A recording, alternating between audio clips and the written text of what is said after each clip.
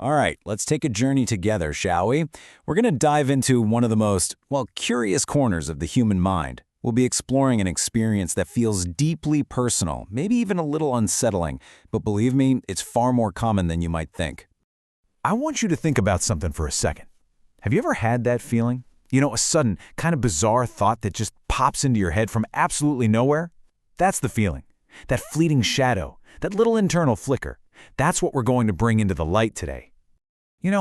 At its core, this shadow, it almost always speaks the same language. It's the language of what if. What if I did that unthinkable thing? What if I said the cruelest thing I can possibly imagine right now? It's this quiet, but man, is it a persistent whisper. And it makes us question our own control, doesn't it? So, to really get a handle on this whisper, we're going to dig into this incredible allegory. It's a story about a traveler and, their constant, shadowy little companion. But here's the thing. Instead of me just telling you about this imp, I think I'm going to let it speak for itself. Hello there. You've been listening to someone try to explain me. How quaint. But really, why settle for a second-hand explanation? Everyone calls me a monster, a sign of madness. It's so simple, so boring. I'm not your enemy. Oh no, I am the mirror you've been too afraid to look into. Oh, I've been playing this game for a very, very long time. And let me tell you about one of my favorite players. A traveler who, a lot like you, was absolutely convinced they were walking through life all alone. Oh, they felt me. Of course they did. Just a little flicker, in their peripheral vision. That feeling that someone's in the room with you, even when it's silent. They'd whip their head around, and poof, I'd be gone. But I was always there, always perched right on the edge of their perception, just watching. But this traveler, they got me all wrong. They saw a monster, some big, scary thing to be afraid of.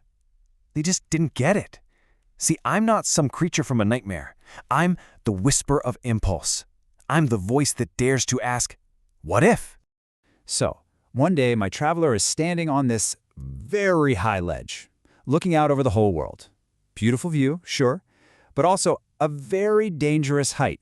The perfect stage for one of our little games. It was just a little nudge, a tiny little thought planted right in their mind. Fall. See? I didn't push, I just suggested. And the look of horror on their face, it was illuminating. They yanked themselves back, totally shaken, wondering where on earth such a terrible idea even came from. Then there was another time. They were holding this incredibly delicate, beautiful piece of glass, a family heirloom, I think, so precious and so easy to destroy. And so, of course, I whispered again, drop it. Just to see what they would do.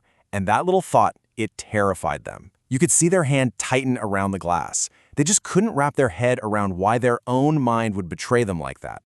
And so, that's how the traveler lived, in constant fear of me. They were convinced my whispers were proof of some secret darkness inside them, some kind of madness just waiting to swallow them whole. They fought me, they tried to ignore me, they even tried to chase me away. Honestly, it was all very entertaining.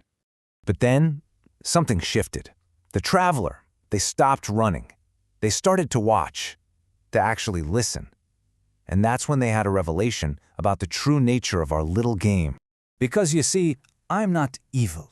I'm neutral. I live in that little space, that friction between the person you are right now and the person you are absolutely terrified you might become. I'm just a reflection of your potential, for all of it. Creation, destruction, the whole shebang. And just like that, the traveler's entire view of me changed. It completely flipped. Where they once saw this enemy, this sign of madness that had to be fought, they started to see the truth. I wasn't the threat.